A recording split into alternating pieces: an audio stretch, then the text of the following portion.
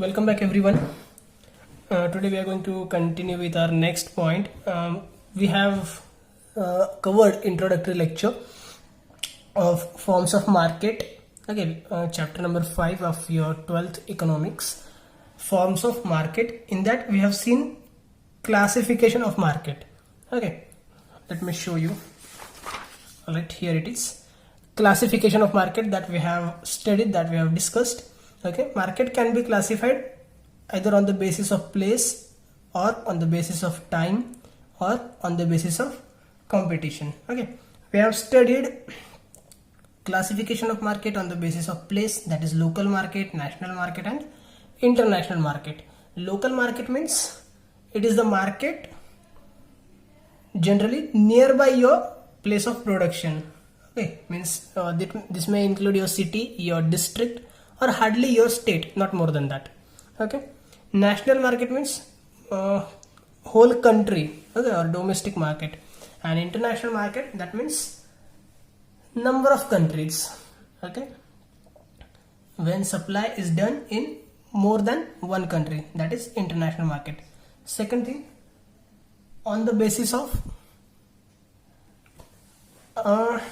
time, on the basis of time. Okay, on the basis of time, market can be classified as very short period, long period and very long period. That also we have studied yesterday. And on the basis of competition, I said on the basis of competition, this is the only thing which is important for you under economics. Economics के अंदर अगर हमें market को classify करना होगा तो वो classify होता है आइदर परफेक्ट कॉम्पिटिटिव मार्केट और इम्परफेक्ट कॉम्पिटिटिव मार्केट. ओके, तो ये हमारे लिए इंपॉर्टेंट है. ये जो वाली दो चीजें थी ये हमारे लिए इंपॉर्टेंट नहीं है. ठीक है.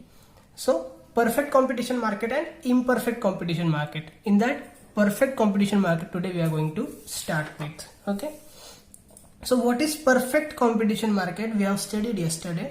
Perfect competition means जहां पे आपकी perfectly competition रहेगी, means there are number of sellers. जितने ज्यादा सेलर रहेंगे उतनी ज्यादा हम बोलेंगे ना कंपटीशन है. अगर सेलर नहीं है ज्यादा तो कंपटीशन रहेगी क्या? नहीं रहेगी. मीन्स कंपटीशन है, that means there are number of sellers, large number of sellers. Okay, and their product is also of same nature, same type का product और large number of people अगर रहेंगे सेल करने के लिए तो वहां पे कंपटीशन जनरेट होने वाली है. ओके, अगर आपका प्रोडक्ट अलग अलग रहेगा, डिफरेंट रहेगा, लाइक आई सेड कि मैं और मेरे दो फ्रेंड्स हैं, हम तीनों की शॉप है एक दूसरे के आमने सामने एग्जैक्टली. मेरा होटल है, मेरा एक फ्रेंड जो है उसकी गारमेंट शॉप है, कपड़े की दुकान है, और तीसरा जो है उसकी शूज की शॉप है. ठीक है, फुटवेयर की शॉप है. तो हम तीनों के अंदर कोई कंपटीशन जनरेट होगा क्या? डेफिनेटली नॉट, बिकॉज जिसको खाना खाना है वो मेरे पास आएगा, जिसको जूते खाने वो फुटवेयर की शॉप में जाएगा. Right. So when competition will be generated there are two conditions. First is large number of sellers and second is homogeneous product, और you may call it same kind of product. Okay, they are selling. So इस case के अंदर आपका perfect competition generate होता है. Alright, तो ये तो होगा meaning. Definition you may see. Definition according to John Robinson. Now it is John. Okay, John, Mrs John Robinson. So I will provide you notes. In that also it is written John. इसको जबरदस्ती कोई John से John मत कर देना.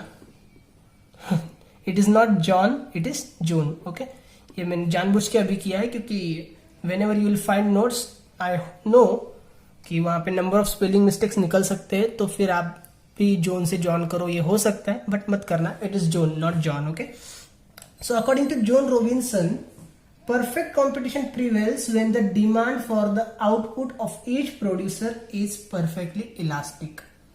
Okay, means perfect competition कब रहेगा? जब demand from the demand for the product of each producer is perfectly elastic. Means for example mister A, mister B and mister C. There are three sellers. ठीक है, mister A, mister B, mister C, तीन producers हैं. These three are producers or these three are suppliers, we may call it. Mister A जो commodity बनाता है उस commodity को हम बोलते हैं XYZ. मिस्टर बी जो बनाता है वो है पी क्यू आर, और मिस्टर सी जो बनाता है वो है ए बी सी। चलो ठीक है। So here is a customer,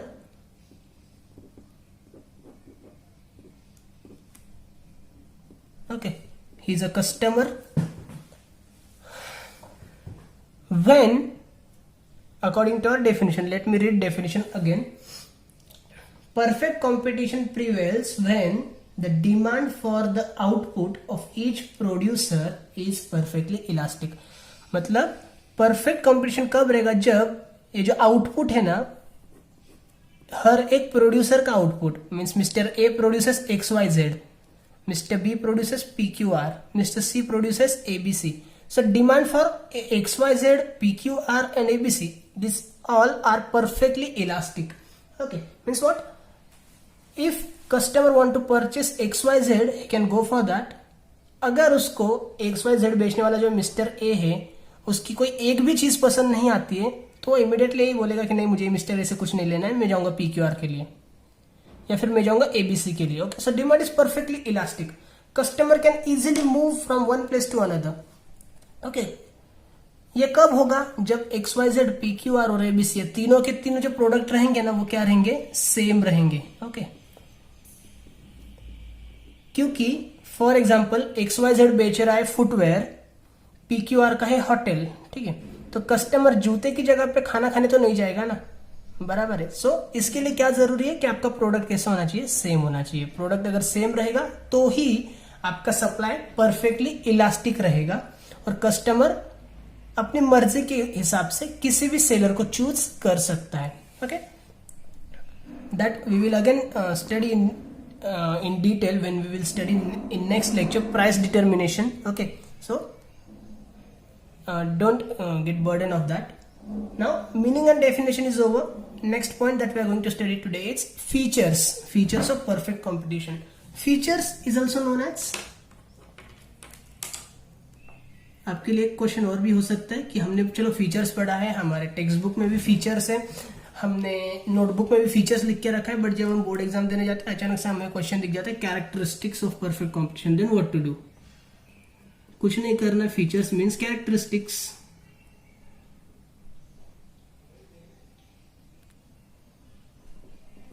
Characteristics also known as nature. Okay, so feature of perfect competition, characteristics of perfect competition, or nature of perfect competition, these all are one and same. All right, तो कोई भी question रहो हमारा answer एक ही रहेगा। So number 1, first feature of perfect competition market is large number of buyers and sellers. So always keep in mind guys, in perfect competition market, okay, this is the one of the basic conditions and required condition, okay, कि भाई number 1 and number 2 ये तो होना ही होना चाहिए, ठीक है। Number 1 क्या है, large number of buyers and large number of sellers. अगर एक ही सेलर रहेगा तो कंपटीशन किसके साथ होगी, डेफिनेटली नहीं होगी। ओके, तो एक ही सेलर नहीं होना चाहिए एंड बायर्स भी large number of होने चाहिए। okay, so there should not be only one buyer or there should not be only one seller, there should be large number of buyers, there should be large number of sellers। okay, when number of buyers is large and number of sellers also is large, then only competition can be created। okay, and prices are also determined by the number of buyers and number of sellers। One more thing you just need to highlight, या फिर आप कहीं पे तो भी अपने notebook के ऊपर लिख के रख दो एक सेंटेंस जो आपको हमेशा आता है कि under perfect competition market the supplier is,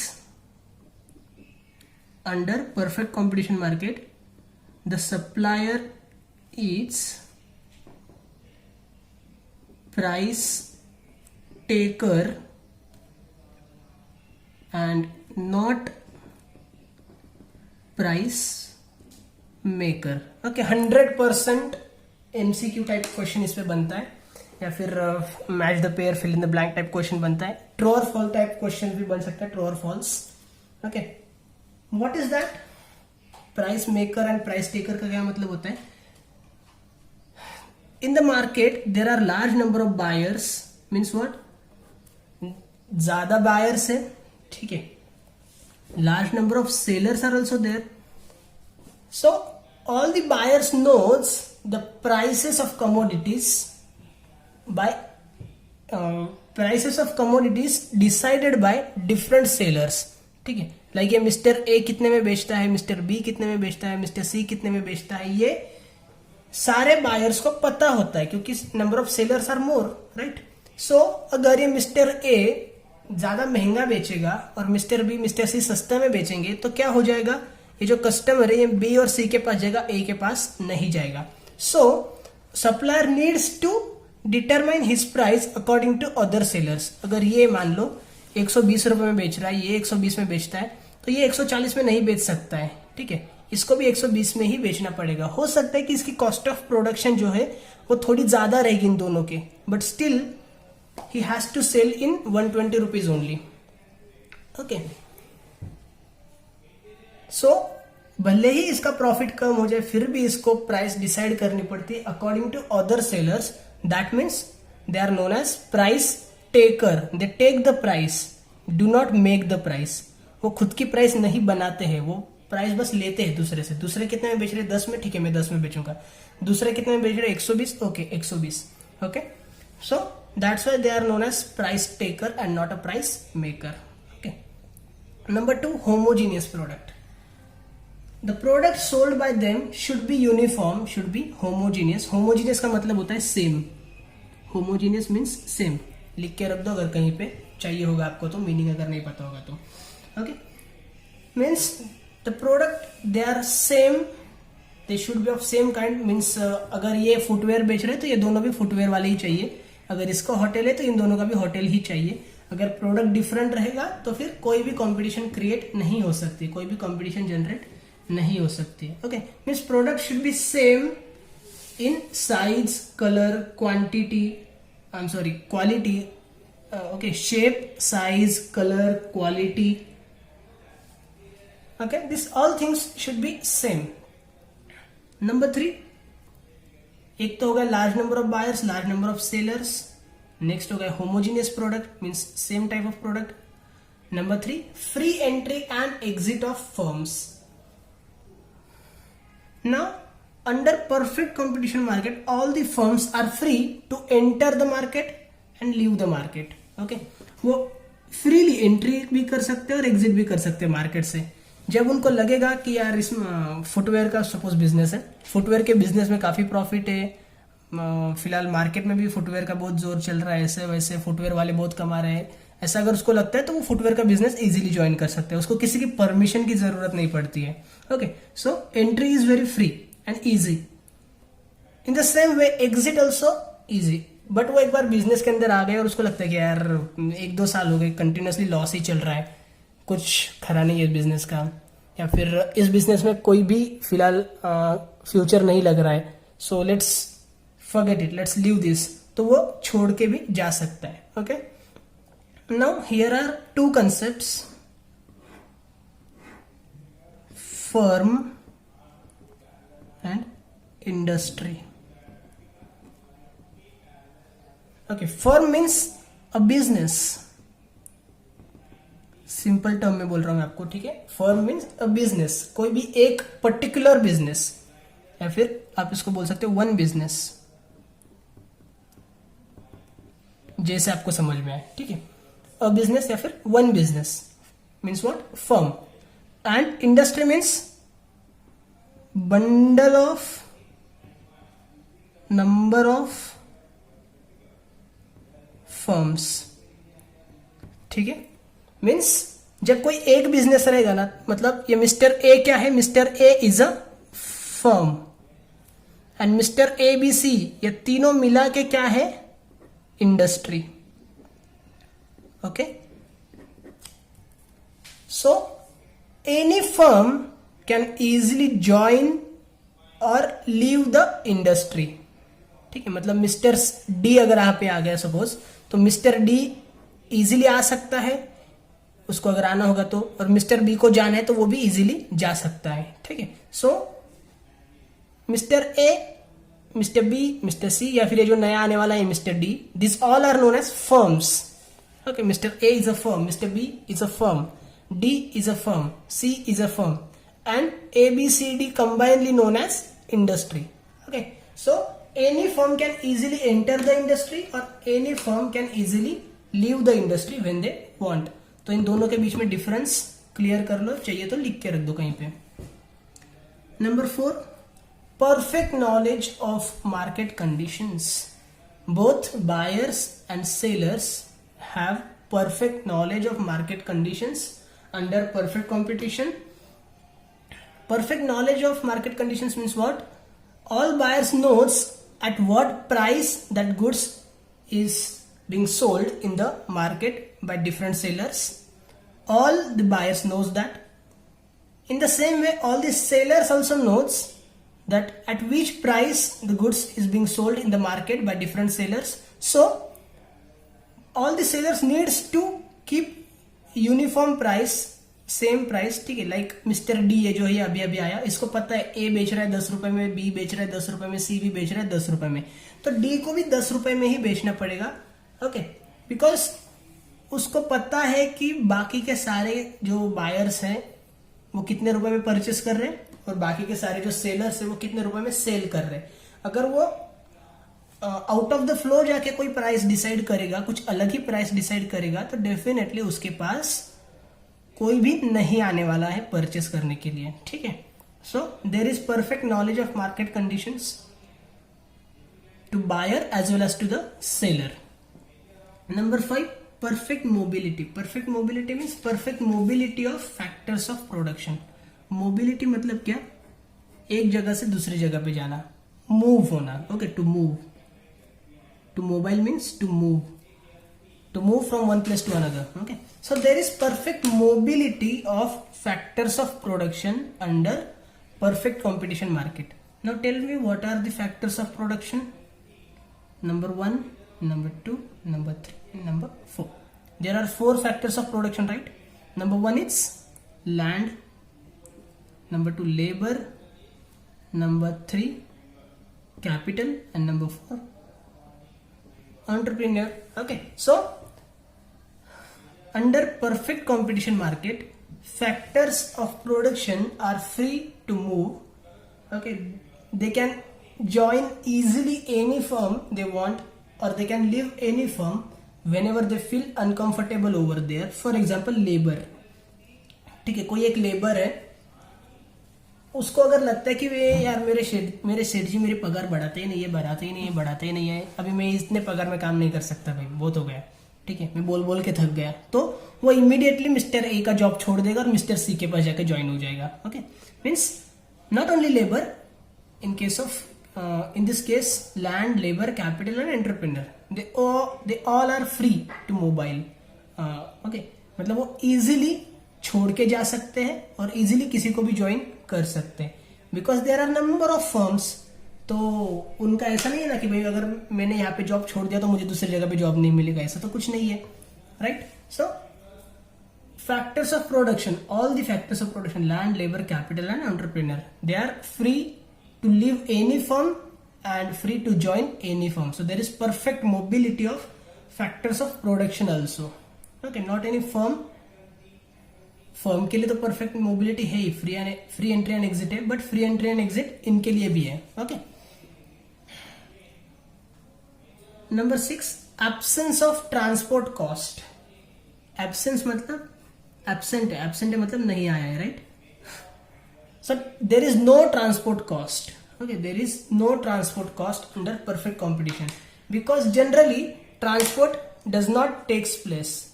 transport generally होता ही नहीं है, आपका जो प्रोडक्ट है आपके आसपास ही सेल होता है. फॉर एग्जाम्पल कोई एक कमोडिटी है जो महाराष्ट्र में यहाँ पे बन रही है अपने पास, ठीक है, और ये जो महाराष्ट्र में बन रही है, इस प्रोड्यूसर को लगता है, इस सप्लायर को लगता है कि मैं दिल्ली में भी जाके बेचूं इसको, तो क्या हो जाएगा. फॉर एग्जाम्पल ये भी बना रहा है इसको 120 रुपए में और सेल कर रहा है 150 रुपए के अंदर, ठीक है. This is cost, this is selling price. ये इसको बनाता है सपोज 125 में, बट प्राइस तो सेम रहती है ना 150. ओके, सो इसकी कॉस्ट प्राइस हो गई है, ये होगी इसकी selling price. Okay, the producer in Maharashtra में थिंक कि भाई मुझे बनाने के लिए 5 रुपए कम खर्चा आ रहा है, तो मैं चलो दिल्ली में भी जाके बेचता हूँ. मेरे यहाँ पे तो सारे सब बायर्स हैं मेरे पास, but I want to expand my market. इसने दिल्ली में जाके बेचने का डिसाइड किया, तो क्या हो जाएगा, ट्रांसपोर्टेशन की एक कॉस्ट उसमें ऐड हो जाएगी. तो 120 प्लस 10, 20, 30 रुपए जो भी हो सकता है कॉस्ट यहाँ पे लग सकती है. Okay, so his total cost may become 150, may become more than 150, और may become very close to 150, या फिर लाइक 140, 145 ऐसे भी हो सकती है. फिर वो अगर दिल्ली में जाके बेचेगा तो उसको परवड़ने वाला नहीं है.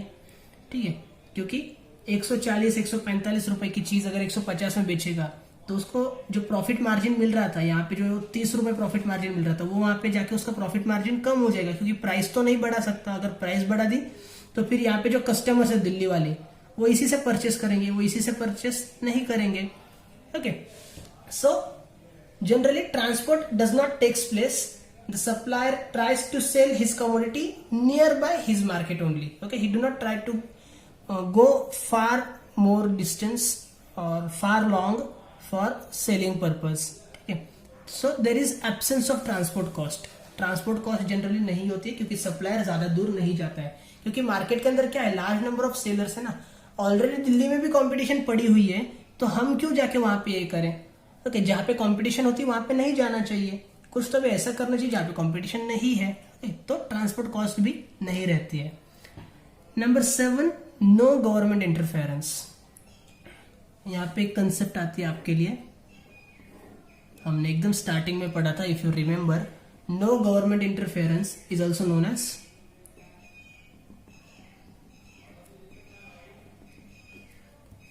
laissez-faire. Okay, laissez-faire. If you remember, laissez-faire means this is the